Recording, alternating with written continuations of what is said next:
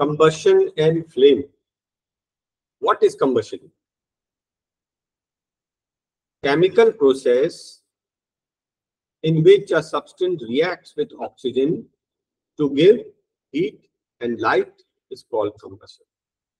Definition याद रखना, आप बिल्कुल ऐसे ही बोलना जैसा दिया है. Chemical process in which substance reacts with oxygen to give out heat and light is called combustion. एक केमिकल प्रोसेस है, फिजिकल प्रोसेस नहीं है, केमिकल प्रोसेस है, रिएक्शन विद ऑक्सीजन. जैसे कि देखिए ये फर्स्ट फिगर में देख रहे हैं आप, मैग्नीशियम की रिबन, मैग्नीशियम, और उसको हमने हीट किया तो ऑक्सीजन से रिएक्ट हो गया. ऑक्सीजन से रिएक्ट करके देखो कैसा जल रहा है ना, it gives out heat and light. Second example में कोल है, ये तो बहुत कॉमन सा एग्जाम्पल है. कोल को इसको अपन ने हीट किया ऑक्सीजन से रिएक्ट करके, अब वो हीट और लाइट दे रहा है. जनरली हम क्या बोलते हैं, कंबशन मतलब जलना. जलना तो बिना ऑक्सीजन के तो पॉसिबल ही नहीं है. Reaction with oxygen to give heat and light is called combustible and non combustible material. ये तो बहुत कॉमन है, सभी बच्चों को पता रहता है. कंबस्टेबल मतलब जिसमें आग लग जाए. Paper, cloth, straw, cooking gas, LPG, CNG, kerosene, wood, charcoal, coal, petrol, diesel, alcohol, matchstick, magnesium ribbon etcetera. बहुत सारी ऐसी चीजें हैं जिसमें आग लग जाती है. जब हम उसको हीट करें तो उसमें आग लग जाती है, ऑक्सीजन से रिएक्ट कर जाता है. ऐसे मटेरियल को बोलते हैं कंबस्टेबल मटेरियल, कंबस्टेबल सब्सटेंसेस. और कुछ ऐसे होते हैं जिसमें आग नहीं लगती, आप कितना भी उसको हीट कर दो. Stone, glass, cement, brick, soil, sand, water, iron, metal. हाँ, मेटल के बहुत छोटे छोटे टाइनी पीसेस होंगे तो आग लग जाती है. अदरवाइज ये बड़े बड़े पीसेस में कॉपर, एस्बेस्टस, ये जो शीट होती है ना छत पे डालते हैं, इन सब में आग नहीं लगती. इन्हें हम बोलते हैं non combustible substances. Combustible substances में देखिए ये वुड दिया है, कोल है, केरोसिन है, एलपीजी, ये सब कंबस्टेबल मटेरियल है जिसमें जो आग पकड़ ले. Conditions necessary for combustion. Combustion के लिए 3 कंडीशंस जरूरी है. पहली चीज, कंबस्टेबल मटेरियल होना चाहिए. सेकेंड, ऑक्सीजन होना चाहिए. थर्ड, इग्निशन टेम्परेचर होनी चाहिए. अगर इन 3 में से एक भी चीज एब्सेंट है तो आग नहीं लगेगी. हम वही समझ रहे हैं कि आग कैसे लगती है, और फिर हम ये देखेंगे कि आग को फिर बुझाना कैसे. तो आग लगने के लिए 3 things are important. What is that? Combustible substance. पहली चीज, वो सब्सटेंस तो होनी चाहिए जिसमें आग लगे. लकड़ी हो, कोयला हो, कपड़ा हो, वुड हो, है ना. कंबस्टेबल सब्सटेंस होना चाहिए. सेकेंड, ऑक्सीजन होनी चाहिए. अगर आप किसी तरह से ऑक्सीजन को हटा देंगे तो कितना भी हीट करोगे आप, आग नहीं लगेगी. Third, ignition temperature. अभी डिटेल में पढ़ेंगे हम इग्निशन टेम्परेचर, ठीक है. अभी आप फर्स्ट टाइम पढ़ने जा रहे हैं ना इग्निशन टेम्परेचर. तो सबसे पहले है कंबस्टेबल मटेरियल. अगर आपके पास कंबस्टेबल मटेरियल ही नहीं है तो आग तो लगेगी नहीं. कंबस्टेबल मटेरियल, कंबस्टेबल सब्सटेंसेस होती हैं, उनमें ही आग लगती है. सबसे पहली चीज required for combustion is combustible substance. Second, oxygen. Air around us, air में होता है ऑक्सीजन. एक एक्टिविटी है, देख लीजिए. ये एक्टिविटी देखिए, एक कैंडल है जो बर्न कर रहा है, बढ़िया बर्न कर रहा, बर्न करता रहेगा जब तक कैंडल में वैक्स है, फ्यूल है. और अगर मैं उसके ऊपर एक इन्वर्टेड जार रख दिया तो आप देखेंगे विद इन 1 मिनट जैसी इसके अंदर की ऑक्सीजन कंप्लीट हो जाएगी, अपने आप ये स्टॉप हो जाएगा बर्न करना. तो 1 मिनट के अंदर अंदर स्टॉप हो गया. What does this prove? This prove that oxygen is necessary for combustion, air is necessary for combustion. आप ऑक्सीजन की सप्लाई कट कर दें, अपने आप आग बुझ जाएगी. ठीक है. Next is ignition temperature. अब नई चीज पढ़ने जा रहे हैं आप, ignition temperature. The lowest temperature at which a substance catches fire and starts burning is called its ignition temperature. Her substance का अपना अलग इग्निशन टेम्परेचर होता है। जैसे कि पेपर का इग्निशन टेम्परेचर है 233 डिग्री सेल्सियस। आप इसको 200 डिग्री पर हीट करते रहो, फिक्स कर दिया आपने टेम्परेचर 200 डिग्री। आप 1 घंटे 2 घंटे 10 घंटे 20 घंटे आप उसको हीट करते रहो, आग नहीं पकड़े। क्योंकि उसको आग पकड़ने के लिए मिनिमम टेम्परेचर कितना चाहिए? 233। ये पेपर का इग्निशन टेम्परेचर है। उसको 233 डिग्री तक जब तक नहीं पहुंचेगा वो आग नहीं पकड़ेगा। टाइम इज इममटीरियल, कितने देर के लिए हीट करते रहो, लेकिन अगर इग्निशन टेम्परेचर ही नहीं पहुंचा तो आग नहीं पकड़ेगा। डेफिनेशन इज इंपॉर्टेंट और ये टॉपिक इंपॉर्टेंट है। The lowest temperature at which a substance catches fire and starts burning is called its ignition. ठीक है। अगर किसी चीज का, पेपर का इग्निशन टेम्परेचर 233 है, तो उतने टेम्परेचर पर हीट करने पर जैसे ही वो इतना टेम्परेचर 233 पहुंचेगा तभी आग लगेगी, उससे पहले आग नहीं लगेगी। पेपर हो गया, वुड हो गया, ग्रास, सभी का अपना अपना क्या पर्टिकुलर इग्निशन टेम्परेचर होता है, सबका अलग अलग होता है, जिसके पहले आग नहीं लगेगी। मैं आपको एक एक्सपेरिमेंट की भी करके बताऊंगा। ठीक है। इग्निशन टेम्परेचर, अच्छा, कुछ सब्सटेंसेस होते हैं जिनके इग्निशन टेम्परेचर काफी कम होते हैं, उनको हम बोलते हैं इनफ्लेमेबल सब्सटेंसेस। याद रखना, inflammable substances which have low ignition temperature, जो कम टेम्परेचर पे ही आग पकड़ लें। जैसे कि आपका हो गया केरोसिन, हाँ, केरोसिन, एलपीजी, अल्कोहल। एलपीजी तो अब हम लोग सिर्फ एक चिंगारी जलाते हैं, आग पकड़ लेता है ना। लाइटर से लाइट करते एक स्पार्क निकलता है और आग पकड़ लेता है। केरोसिन कैसे जलता, हम एक मैच स्टिक जलाते हैं, आग पकड़ लेता है। ये कैसी चीजें हैं? ये इनफ्लेमेबल सब्सटेंसेस वो होते हैं जिनका इग्निशन टेम्परेचर लो होता है। बाकी कुछ चीजें हैं जैसे कोल, मैच स्टिक जलाने से कोल जल जाएगा, है ना। लाइटर से कोल जल जाएगा? नहीं जलेगा। तो कोल, चारकोल, वुड, इनका इग्निशन टेम्परेचर काफी हाई होता है। इनको तो आप इतने आसानी से नहीं जला पाओगे, बल्कि इनको जलाने के लिए हम कोई कपड़ा लेते हैं जिसमें केरोसिन डाल देते हैं और फिर हम इसको आग जलाते हैं। आग किस पे लगती है? केरोसिन की वजह से क्लॉथ में लग जाती है और काफी देर तक जलती रहती है। और इसको मान लीजिए कोल की बात कर रहे हैं तो कोल को हीट करती रहती है, और कोल को हीट करते करते करते जैसे ही कोल का इग्निशन टेम्परेचर पहुंचेगा तब कोल में आग लगेगी, उसके पहले आग नहीं लगेगी।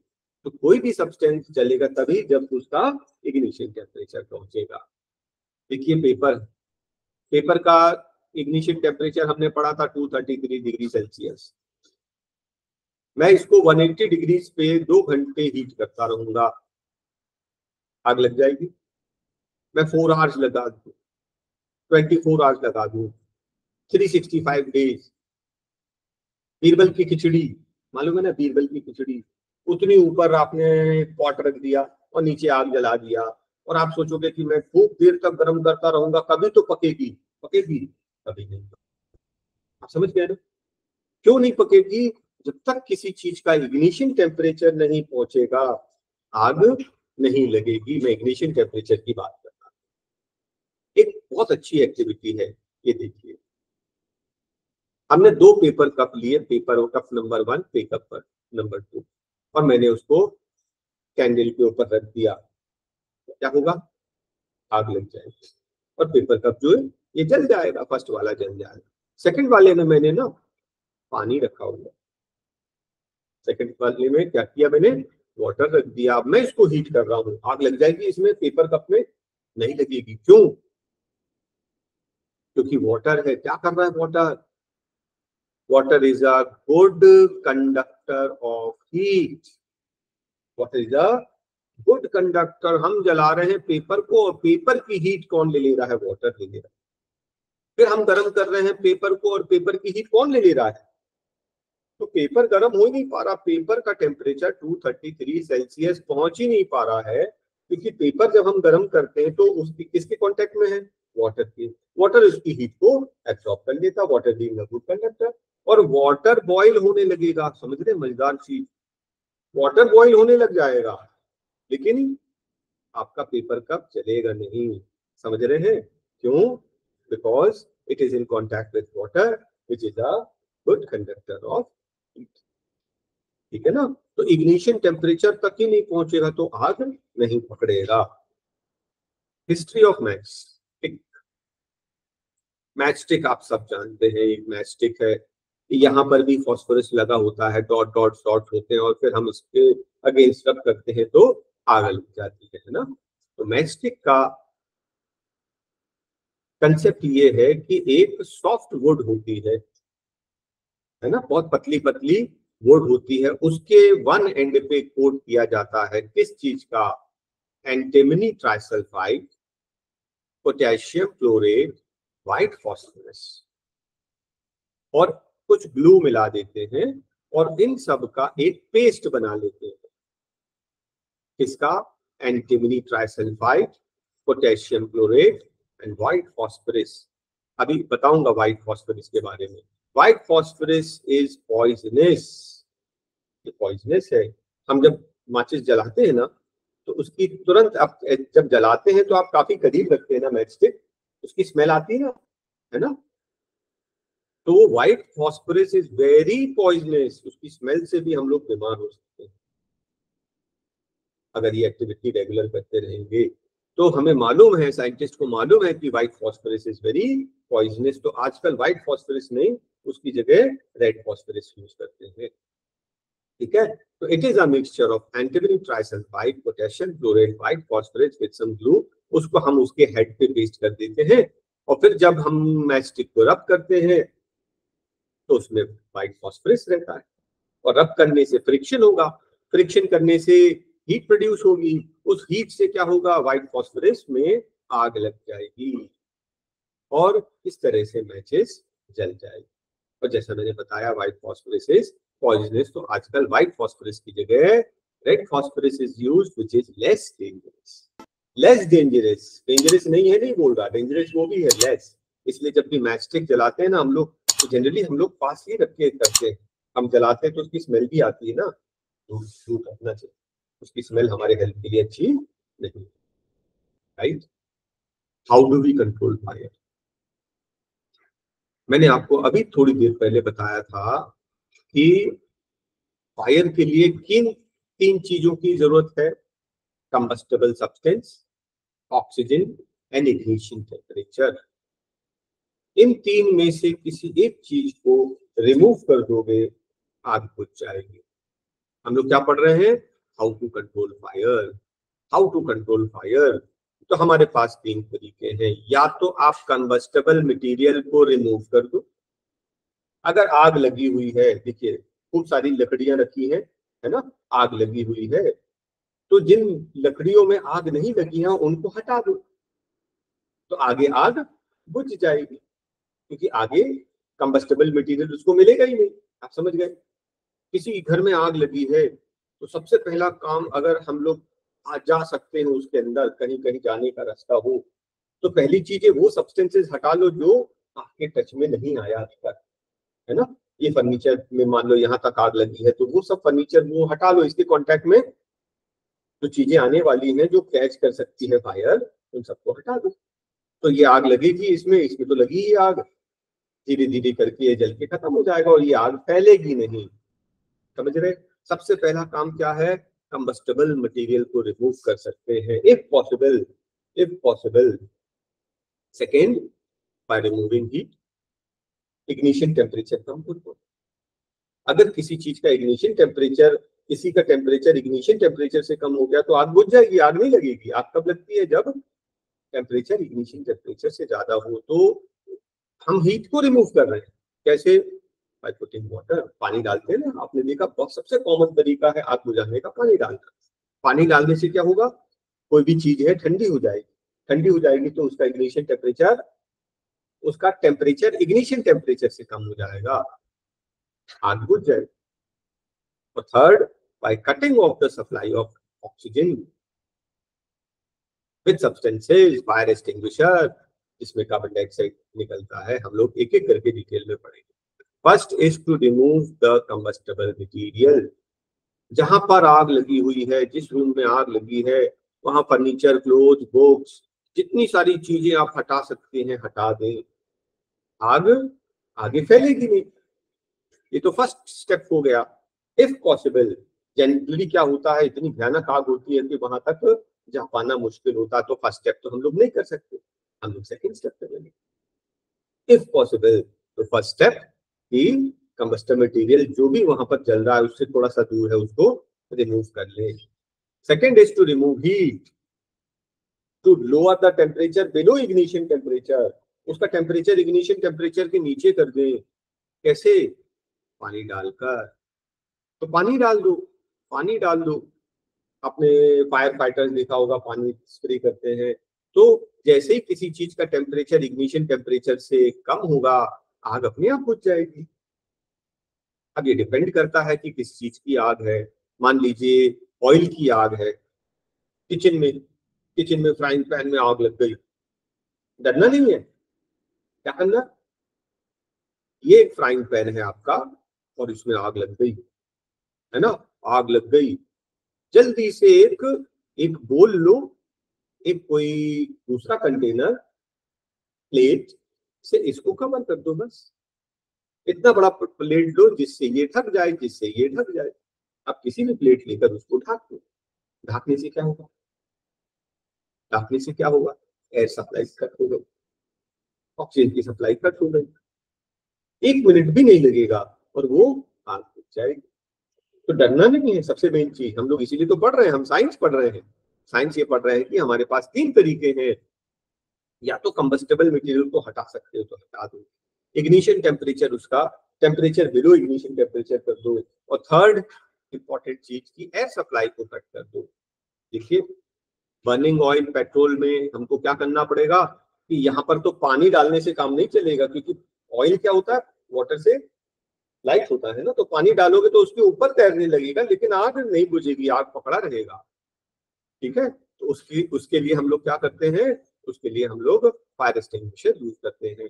अच्छा, मान लीजिए इलेक्ट्रिक शॉर्ट सर्किट से आग लगी, शॉर्ट सर्किट से आग लगी, तो ऐसा नहीं है कि फायर एक्सटिंग्विशर आएगा और पानी डालने लगेगा। अगर इलेक्ट्रिक शॉर्ट सर्किट की आग होगी तो सब लोग को फिर करंट लग जाए, तो पहले उस एरिया का कट आउट निकालेंगे और फिर उसके बाद आग बुझाना स्टार्ट करेंगे। अक्सर होता है ना, शॉर्ट सर्किट से आग लग जाती है। ठीक है, तो ये हमें ध्यान देना पड़ेगा, डायरेक्टली पानी नहीं डालना है, उसको भी करंट लग जाएगा, दूसरे पर्सन को भी। ठीक है, हाँ। नेक्स्ट इंपॉर्टेंट चीज, एयर सप्लाई कट कर देना।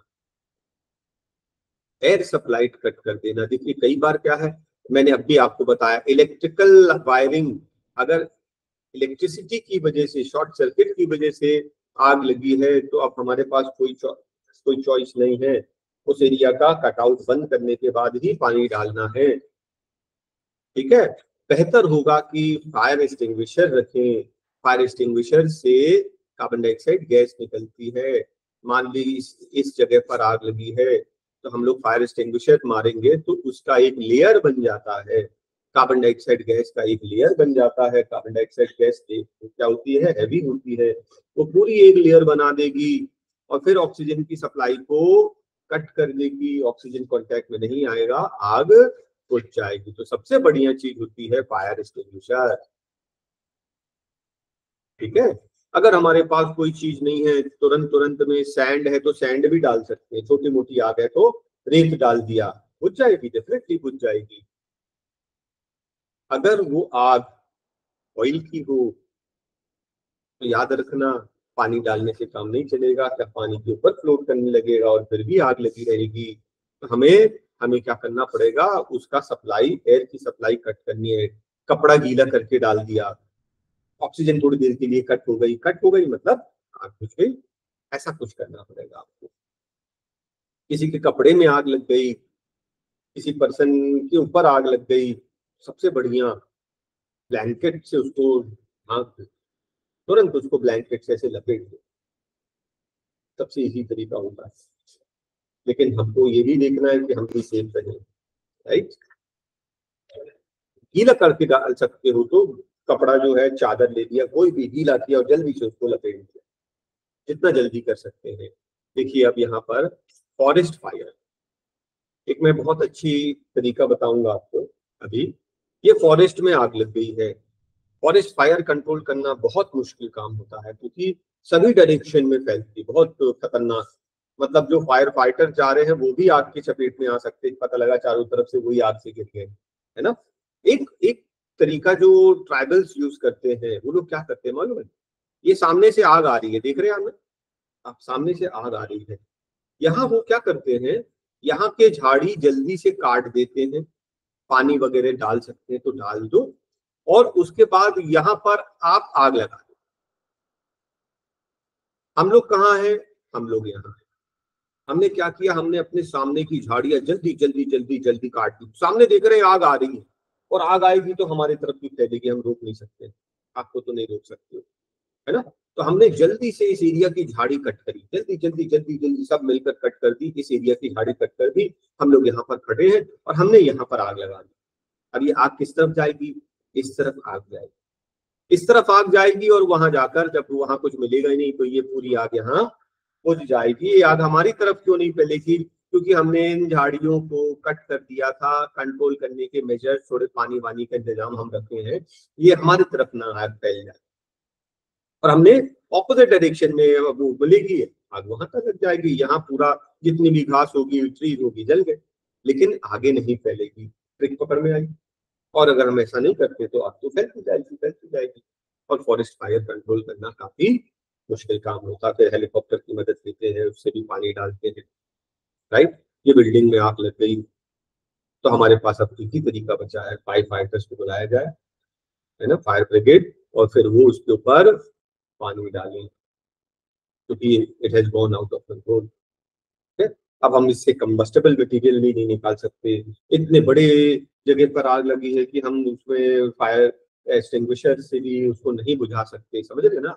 छोटी मोटी आग है, तुरंत फायर एक्सटिंग्विशर डाल दीजिए, उस एरिया में बुझ जाएगी। अदरवाइज आपको क्या करना पड़ेगा, फायर एक्सटिंग्विशर को कॉल करना पड़ेगा, फायर ब्रिगेड को, वो आएगी, फिर वो लोग पानी डालेंगे, उनके पास टंकी रहती है, हाई एल्टीट्यूड से पानी डालेंगे, पानी डालने से क्या होगा, टेम्परेचर लो हो जाएगा, जैसी चीजों का टेम्परेचर इग्निशन टेम्परेचर से लो होगा, आग बुझ जाएगी, ठीक है। यह है फायर एक्सटिंग्विशर, जो carbon dioxide based fire extinguisher होता है। ये एक लेयर बना लेता है कंबस्टेबल मटेरियल के ऊपर, और ऑक्सीजन की सप्लाई को कट कर देता है। टाइप्स ऑफ कंबस्शन, एक होता है रैपिड, स्पॉन्टेनियस, एक्सप्लोसिव। रैपिड के लिए याद रखना अपना एलपीजी केरोसिन, एलपीजी केरोसिन।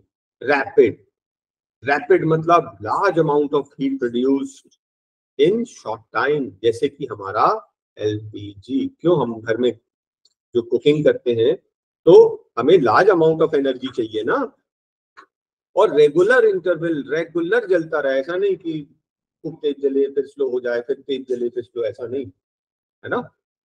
तो जब हम बोलेंगे रैपिड कंबशन, आपके दिमाग में आना चाहिए LPG, which provides large amount of energy in a short time, that is called rapid, like LPG, kerosene. Okay. Spontaneous, spontaneous हम उसको बोलते हैं कि अपने आप आग लग गई, रखिए रखिए आग लग गई, without any help of external heat. जैसे कि देखिए फायर फाइट, जैसे कि ये है फॉरेस्ट फायर। कई बार गर्मी बहुत ज्यादा बढ़ जाती है, फिर उसके हवा चलने से उसके लीव्स टकरा रहे हैं, ब्रांचेस टकरा रहे हैं, सूखी सूखी घास है, तो आग लग जाती है कई बार। स्पॉन्टेनियस है ये क्या है, एक सोडियम का, या सोडियम का मेटल का एक पीस है, या फिर हम बोल दें एक आपने ले लिया पोटेशियम, सोडियम पोटेशियम, और उसके अलावा एक और चीज होता है जो स्पॉन्टेनियस में हो जाएगा, spontaneous combustion which starts suddenly burst into flame without being heated. हमने उसको गर्म नहीं किया, रखे रखे जल गया। व्हाइट फॉस्फोरस है ना, व्हाइट फॉस्फोरस ओपन में रखोगे आग लग जाएगी। अच्छा, ये चीज होता है खतरनाक। खतरनाक क्यों? क्योंकि हमको पता नहीं होता कि कब होगा, रखे रखे उसमें आग लग गई, और आग लग गई तो आपको पता भी नहीं चलेगा, फिर आपको भारी नुकसान हो सकता है। तो spontaneous combustion are very dangerous. Coal mines में हो जाता है, वहां पे कुछ गैसेस निकल रही है ना, कोल डस्ट से फायर्स हो जाते हैं। कोल माइंस में लोग काम कर रहे हैं और लोग फंस जाते हैं, ऐसा हो चुका है बहुत बार। कुछ लोग तो सिगरेट वगैरह पी के बिना बुझा के फेंक देते हैं, है ना। अगर फॉरेस्ट में लीव्स वगैरह है सूखी और उनमें आग लग गई तो फॉरेस्ट फायर हो सकता है। किस कैटेगरी में आ गया? स्पॉन्टेनियस। स्पॉन्टेनियस कैटेगरी में मतलब जो अपने आप आग पकड़ ले। सोडियम पोटेशियम में मेटल की बात कर रहा हूं, और दूसरा मैंने अभी क्या बात किया? फास्फोरस। तो दूसरी चीज होती है फास्फोरस, जो कि नॉन मेटल है, वो भी आग पकड़ लेता है। फॉरेस्ट फायर्स वगैरह, अचानक आग लग जाती है कभी कभी, इसको हम बोलते हैं spontaneous, without help of any external. हमने हीट किया ही नहीं, अपने आप आग लग गई। और नेक्स्ट कैटेगरी में आता है एक्सप्लोजिव। एक्सप्लोजन, एक्सप्लोजिव तो आप समझ ही रहे हो, ज्यादातर ही एक्सप्लोजन फायरवर्क्स क्रैकर्स के साथ में। Large amount of heat, light, sound, sound भी, एक्सप्लोजन होगा तो साउंड भी आएगा, इज प्रोड्यूस्ड। ठीक है, fire crackers etcetera, explosives, detonator. ठीक, जैसे माइंस में हम लोग पहाड़ तोड़ के निकालते हैं माइंस, ठीक है, रॉ मटेरियल निकालते हैं। फ्यूल, फ्यूल सबको पता है, ऐसा मटेरियल जिसको हम जलाते हैं हीट प्रोड्यूस करने के लिए, उसको फ्यूल बोलते हैं। फ्यूल में आपका wood, coal, LPG, kerosene, petrol, diesel, natural gas, biogas, ये सब कुछ आ जाता है। फ्यूल जो है सॉलिड फ्यूल्स भी होते हैं, लिक्विड फ्यूल्स भी होते हैं, और गैसेस भी होते हैं। सॉलिड में wood, charcoal, coal, coke, agriculture waste, cow dung. Liquid fuel में kerosene, petrol, diesel, even ethanol. Gaseous fuel में natural gas, petroleum gas, biogas, coal gas, ये सब ही फ्यूल्स है। ठीक है, ये सभी फ्यूल्स है। फ्यूल जिससे हम लोग, जिसको हम जलाकर हीट प्रोड्यूस करते हैं। हीट प्रोड्यूस किसके लिए? या तो डोमेस्टिक पर्पस के लिए, खाना बनाने के लिए, या फिर इंडस्ट्रियल पर्पस के लिए। हमें इलेक्ट्रिसिटी बनाना है तो पहले हम हीट को प्रोड्यूस करेंगे, कोल जलाएंगे, पेट्रोलियम प्रोडक्ट जलाएंगे, हीट प्रोड्यूस करेंगे, और उस हीट से वाटर बॉयलर से बॉईल करेंगे, स्टीम जनरेट करेंगे, स्टीम को टरबाइन से पास करेंगे, इलेक्ट्रिसिटी प्रोड्यूस करेंगे। कैलोरीफिक वैल्यू, कौन सी value? Calorific value. Calorific value क्या होता है? 1 kg फ्यूल जलाने पर जितनी एनर्जी प्रोड्यूस हो उसको बोलते हैं calorific value. The amount of energy in kilojoules produced on combustion of 1 kg of substance is called calorific value। अब मजेदार चीज देखिए कि हर चीज की कैलोरीफिक वैल्यू अलग अलग होती है। काउडंग केक जलाने से आपको सिर्फ 6000 से 8000, आप मैक्सिमम मान लो 8000 किलो जूल्स एनर्जी मिलेगी। कितने, कितना फ्यूल जलाने पर? 1 kg। ये हम सब की 1 kg की बात कर रहे हैं। 1 kg, 1 kg काउडंग जलाने पर कितनी एनर्जी मिली? 8000। और उसी को हमने क्या किया? उसी को हमने बायोडाइजेस्टर में डाल दिया, उससे बायोगैस बन गई। बायोगैस बन गई तो 1 kg बायोगैस कितना एनर्जी दे रही है?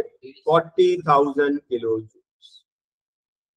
आप काउडंग यूज करोगे 8000 किलो जूल्स, आपने उस काउडंग को डाल दिया बायोगैस प्लांट में, तो आपको 40,000 5 टाइम्स ज्यादा मिल रही। तो क्या करना चाहिए, काउडंग केक जलाना चाहिए कि बायोगैस यूज करना चाहिए?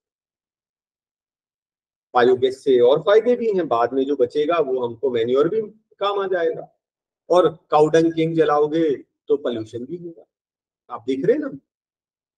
तो काउडंग केक यूज करने से एनर्जी भी कम हो रही, पोल्यूशन भी हो रहा, उससे अच्छा हम लोग उसको बायोगैस प्लांट में यूज करें। देख रहे हैं कितना ज्यादा एनर्जी प्रोड्यूस हो रही है।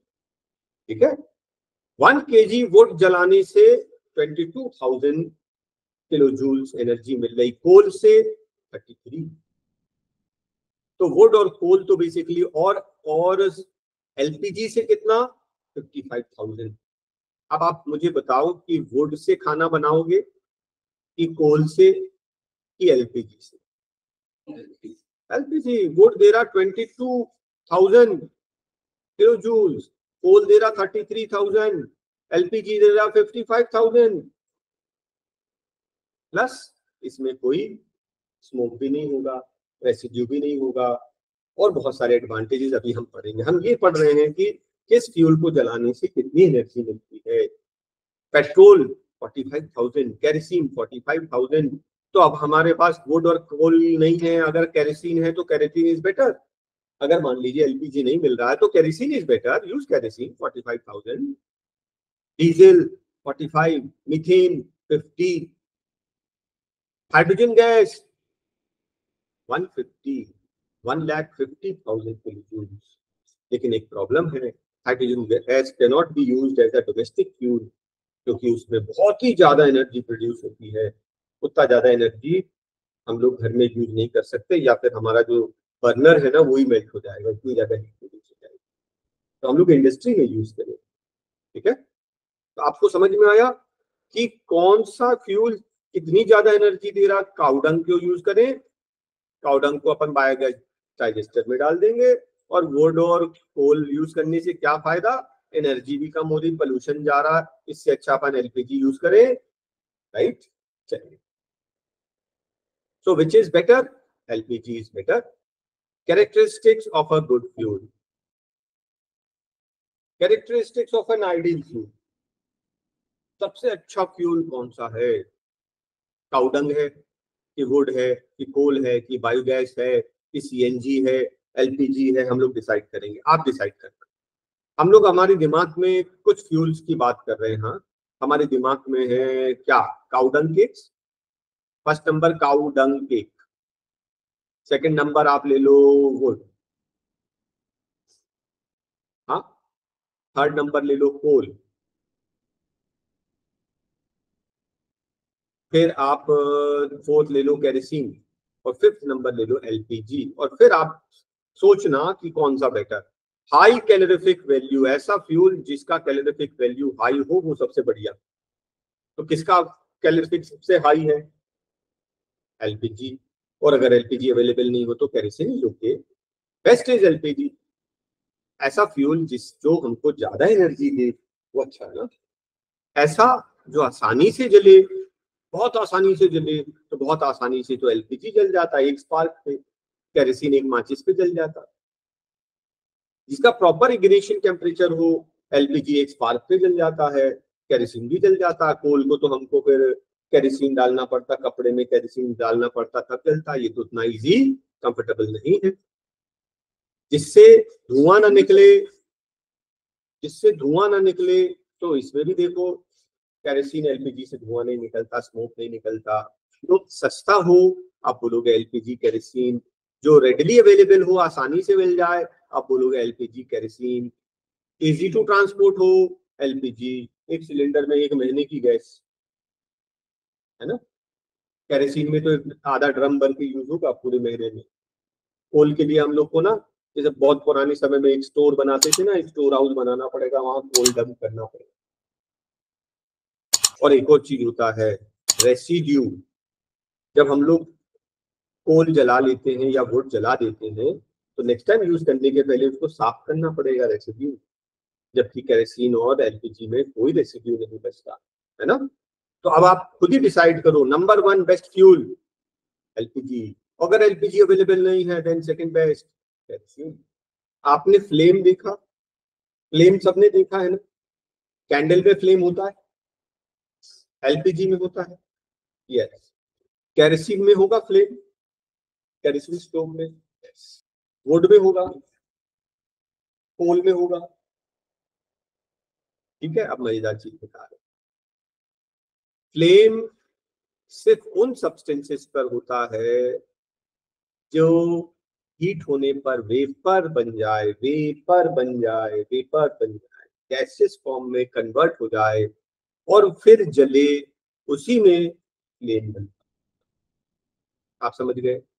एलपीजी तो ऑलरेडी गैसियस फॉर्म में है, बायोगैस ऑलरेडी गैसियस फॉर्म में है, जो गैसियस फॉर्म में है तो डेफिनेटली उसमें फ्लेम बनने वाला है। अगर मैं वैक्स की बात कर रहा हूँ, कैम्फर की बात कर रहा हूँ, ये अभी वेपर फॉर्म में नहीं है, जैसे हम इसको हीट करेंगे वेपराइज हो जाएगा, वेपराइज हो जाएगा तो इसका भी फ्लेम बनेगा। केरोसिन एक लिक्विड है, ऑयल लिक्विड है, जब हम उसको हीट करेंगे ना तो उसके वेपर्स, उसके धुआं निकलेगा, वेपर्स निकलेंगे, और वेपर्स निकलेंगे तो वो जल के फ्लेम प्रोड्यूस करेगा। लेकिन लेकिन कोल में वेपर नहीं बनेगा, वुड में वेपर नहीं बनेगा, उनमें फ्लेम नहीं बनेगा। ध्यान रखना, फ्लेम किसमें बनता है? ऐसे सब्सटेंसेस जो हीट होने पर वेपराइज हो जाए, वेपर बन जाए। ठीक है, जो लिक्विड फॉर्म में, जो गैसियस फॉर्म में होते हैं, एलपीजी, सीएनजी, वो तो पहले से गैसियस फॉर्म में है, बायोगैस, वो तो डायरेक्ट जलेगा, वेपर तो है ही, उसकी फ्लेम बनेगी। लिक्विड वाले केरोसिन, ऑयल, इसको हीट करोगे वेपर बनेगा, फ्लेम बनेगा। लेकिन जो सॉलिड है, वुड, कोल, इनको हीट करने पर फ्लेम फ्लेम नहीं बनेगा, याद रखना। हाँ, फ्लेम समझ गए ना? ओनली दो substances, solid, liquid, fuel which vaporize on heating burn with a flame। बाकी मैंने आपको बता दिया, ठीक है ना? तो फ्लेम, अब देखिए जरा, फ्लेम का 3 रीजन होता है। एक सबसे अंदर वाला रीजन जिसको बोलते हैं डार्क रीजन, सेकंड वाला जिसको हम लोग बोलते हैं ल्यूमिनस, जो लाइट दे रहा है, और थर्ड वाला जो है वो सबसे बाहर वाला, हॉटेस्ट। सबसे बाहर वाला हॉटेस्ट, क्योंकि यहाँ पर ऑक्सीजन की सप्लाई, बहुत ऑक्सीजन की सप्लाई है, यहाँ पर कंबस्टन हो रहा है। कैसा हो कंबस्टन हो रहा है? कंप्लीट कंबस्टन, पूरी तरह से जल जा रहा है, क्योंकि सफिशिएंट ऑक्सीजन मिल रहा है। ये ब्लू कलर से जलेगा। मिडिल जोन में पार्शियल कंबस्टन, अच्छी सी ऑक्सीजन सप्लाई नहीं है, ऑक्सीजन सप्लाई तो बाहर है, अंदर जो है ऑक्सीजन की सप्लाई अच्छी नहीं मिल रही है, तो अच्छे से नहीं जल रहा है, येलो फ्लेम से जलेगा, मॉडरेटली हॉट। सेकेंड, थर्ड वाला अंदर, अंदर तो बिल्कुल ऑक्सीजन नहीं है, बिल्कुल ऑक्सीजन नहीं है, तो यहाँ पर रहेंगे अनबर्न्ड कार्बन्स, काला काला काला, ये एरिया काला करेगा।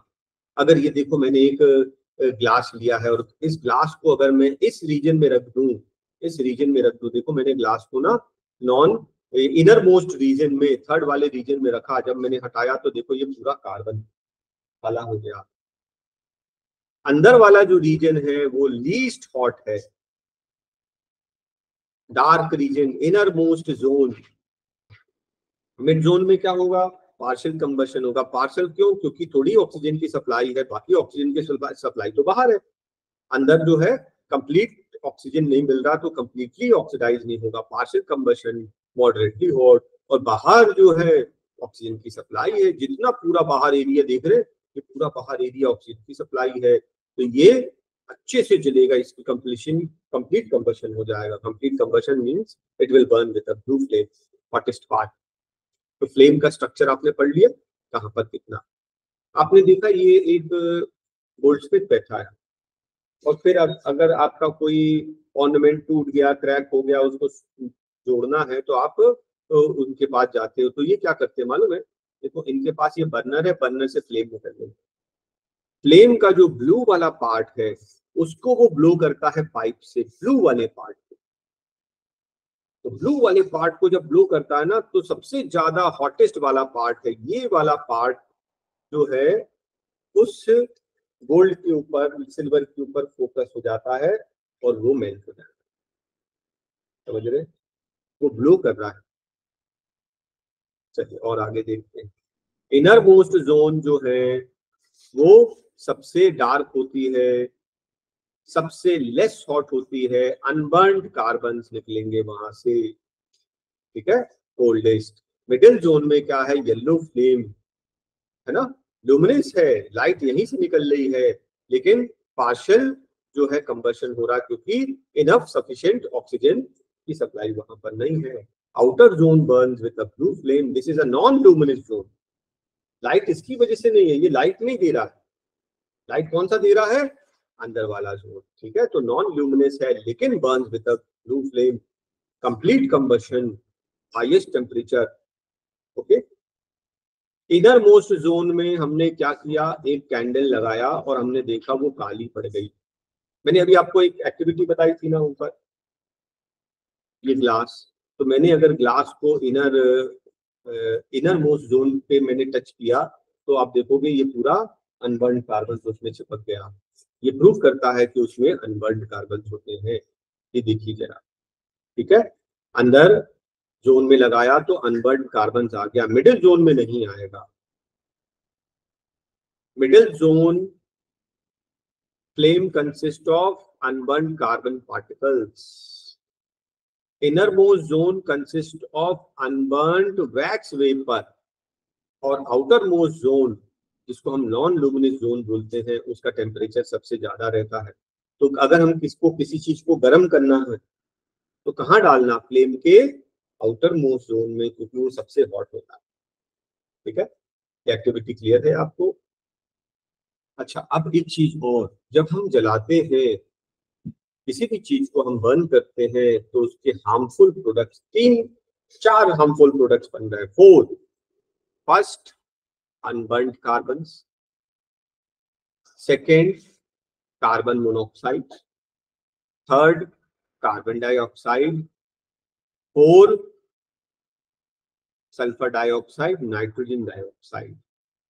अब हम लोग एक एक करके डिटेल में देखेंगे। हाँ, अगर हम किसी चीज को जलाते हैं, वुड, कोल, पेट्रोलियम, तो कुछ अगर ऑक्सीजन की सप्लाई अच्छी नहीं है, ऑक्सीजन की सप्लाई अच्छी नहीं है तो उसमें से कुछ अनबर्न्ड कार्बन, कार्बन जो जले ही नहीं, सीधा सीधा काला काला निकल आता है, वो एटमॉस्फेयर में कार्बन के पार्टिकल जैसे डस्ट पार्टिकल जैसे रहते हैं, फिर हम लोग सांस लेते हैं तो हमारे लंग्स में चला जाता, वो चिपक जाता, लंग्स में बाहर नहीं आता, उससे रेस्पिरेटरी डिजीज हो जाती है, respiratory disease, ESMA, because of the unburned carbon, ठीक है। एक चीज होता है इनकम्प्लीट कंबशन, अगर ऑक्सीजन की सप्लाई अच्छी नहीं है तो वो कार्बन डाइऑक्साइड नहीं बनाता, कार्बन मोनोऑक्साइड बनाता है। ये क्या है, ये वेरी पॉइजनस गैस होती है। अगर देखो कि छोटा सा घर है हमारा, बहुत ही ठंडी है ना, खिड़कियां नहीं है, ठीक, एक पुअर मैन है जिसका छोटा सा एक हाउस है, खिड़कियां नहीं है और बहुत ठंडी है, तो वो क्या करेगा, आग जला के और दरवाजे बंद करके सो जाएगा, है ना, ऐसा करते हैं ना लोग, एक्सीडेंट हो जाता है, डेथ हो जाती है, ऐसा नहीं करना चाहिए। वही हम पढ़ने जा रहे हैं। जब हम लोग सारे खिड़की दरवाजे बंद कर लेंगे तो ऑक्सीजन की सप्लाई नहीं मिलेगी, और ऑक्सीजन जैसे ही खत्म होगा, कम होगा, तो वो जो जल रहा है ना फ्यूल, वो कार्बन डाइऑक्साइड नहीं बनाएगा, कार्बन मोनोऑक्साइड बनाने लगेगा। कार्बन मोनोऑक्साइड पॉइजनस गैस है और उसको अगर हम लोग ज्यादा क्वांटिटी में इनहेल कर ले, can kill a person. Never sleep with close door window, जितनी भी ठंडी हो जाए, हम सारे खिड़की दरवाजे बंद कर लेते हैं, लेकिन लेकिन हम लोग रोशनदान, वेंटिलेटर्स को बंद तो नहीं करते ना, याद रखना। और अगर हम लोग किसी फ्यूल को जलाएंगे और ऑक्सीजन की सप्लाई बहुत अच्छी है तो कार्बन डाइऑक्साइड गैस बनेगी, और carbon dioxide is responsible for global warming. Global warming हो रही ना, धीरे धीरे साल साल टेम्परेचर बढ़ता जा रहा है, क्योंकि कार्बन डाइऑक्साइड क्या है, सन की हीट को ट्रैप कर लेता है। जितना ज्यादा कार्बन डाइऑक्साइड होगा उतनी ज्यादा गर्मी बढ़ने वाली, ठीक है। कार्बन डाइऑक्साइड क्यों बढ़ रहा है, क्योंकि हम लोग बहुत फ्यूल जला रहे हैं, हम लोग फ्यूल जला रहे हैं, इतना फ्यूल जला रहे हैं, इतना फ्यूल जला रहे हैं, हम लोग कम ही नहीं कर रहे, कम कर ही नहीं सकते, है ना। तो कार्बन डाइऑक्साइड का परसेंटेज बढ़ेगा, ग्लोबल वार्मिंग बढ़ेगा। और लास्ट, जब हम लोग फ्यूल जलाते हैं ना, उसके साथ में थोड़ा कुछ सल्फर और नाइट्रोजन भी, उसमें कुछ इम्प्योरिटीज होती हैं जो ऑक्सीजन से मिलकर सल्फर डाइऑक्साइड नाइट्रोजन डाइऑक्साइड बनाता है। ये जाके एटमॉस्फेयर में रहता है। जब कभी बारिश होती है तो उसके साथ में ये डिसॉल्व होके चला आता है एज एसिड रेन। जब कहीं गिरता है फॉरेस्ट पे, बहुत बड़े एरिया में नहीं, छोटे एरिया में गिरता तो वहां के पेड़ मर जाते हैं। अगर पानी में गिर गया तो वहां के एक्वेटिक एनिमल्स फिशेज मर जाएंगी। जहां बिल्डिंग किसी घर पे जैसे ताजमहल के ऊपर गिर गया तो वहां का मार्बल करोड़ हो जाएगा, ये हो जाएगा, समझ रहे ना। बिल्डिंग्स को भी फर्क पड़ेगा। एक्वेटिक एनिमल्स पॉन्ड में गिर गया तो पॉन्ड में की एसिडिटी बढ़ गई, पीएच वैल्यू ज्यादा बढ़ने से वहां के जो है फिशेस मर सकती हैं और फॉरेस्ट को भी हार्म हो सकता है। ठीक है, 4 चीजें हमने बताई हैं बर्निंग्स के harmful products. First is unburn carbon, जो सीधा सीधा कार्बन पार्टिकल्स है, सांस से चला जाएगा। सेकेंड है अगर लेस ऑक्सीजन होगी, इनसफिशिएंट ऑक्सीजन, तो कार्बन मोनोऑक्साइड बनाएगा, उसको इनहेल करने से ज्यादा क्वांटिटी में डेथ हो जाएगी। और अगर अच्छी ऑक्सीजन है तो कार्बन डाइऑक्साइड बनाएगा, कार्बन डाइऑक्साइड बनाएगा तो ग्लोबल वार्मिंग होगी। और जो पोल्यूटेंट्स हैं सल्फर डाइऑक्साइड नाइट्रोजन डाइऑक्साइड, ये रेन वाटर के साथ में मिलकर एसिड रेन बनाते हैं। Next is CNG. आपको मालूम है CNG is the cleanest fuel. तो हमें पेट्रोल डीजल डीजल तो इमिडिएटली बंद कर देना चाहिए, पेट्रोल भी धीरे धीरे बंद कर देना चाहिए। अब हमें या तो सीएनजी यूज करो या सीधा सीधा इलेक्ट्रिक पे चले जाओ। पोल्यूशन बचाना है तो, है ना, बचाना ही पड़ेगा, नहीं तो ग्लोबल वार्मिंग जिस हिसाब से हो रही है तो बहुत मुश्किल हो जाएगी। कितना 45 48 टेम्परेचर पहुंचने लग गया नॉर्मल टेम्परेचर। अपने यहाँ गल्फ कंट्रीज में तो 55 60, बिना एसी के निकल भी नहीं सकते, घर के बाहर नहीं निकल सकते। ऐसा हमारे यहाँ भी हो जाए, कंट्रोल करना पड़ेगा।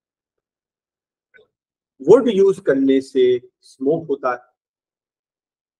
वुड कहाँ से आया? ट्रीज काट कर।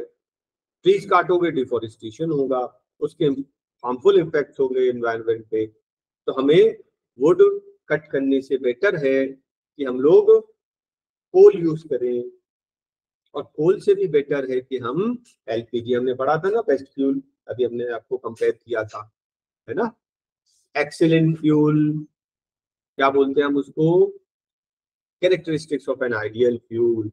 एलपीजी का कैलोरीफिक वैल्यू भी हाई है, वो अच्छे से बर्न करता है, स्मूथ बर्न करता है, प्रॉपर इग्निशन टेम्परेचर है, कोई हार्मफुल गैसेस नहीं निकलती, रेसिड्यू नहीं बचता बर्निंग के बाद, चीप है, इजिली अवेलेबल है, इजिली टू ट्रांसपोर्ट है। तो हमें वुड क्यों जलाना, पॉल्यूशन क्रिएट करना, है ना। वुड कहाँ से आएगा?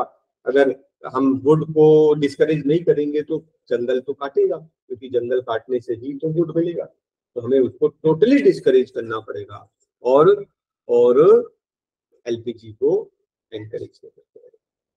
ठीक है।